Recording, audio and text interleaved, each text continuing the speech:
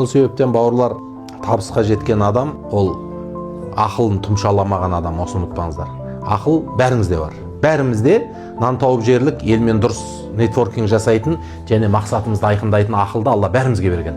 Бірақ сол ақылды әркім әр нәрсемен бетін бүркеп тастайды. Ең бірінші ақылдың беті немен бүркемеленеді? Тәкаппарлықпен бүркемеленеді. Адамда тәкаппарлық, кісі менсінбеу, адамдарға деген бір төбесінен қарау деген тәкаппарлық келгенде адам ақыл толық жұмыс істемейді.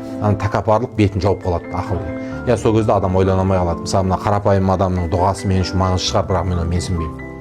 Апаны ана жерге көтеріп көмектесіп жіберу мен үшін бір үлкен жобаның баспалдағы болуы мүмкін, мен оны олай деп ойлай алмаймын да, көрдіңіз бе?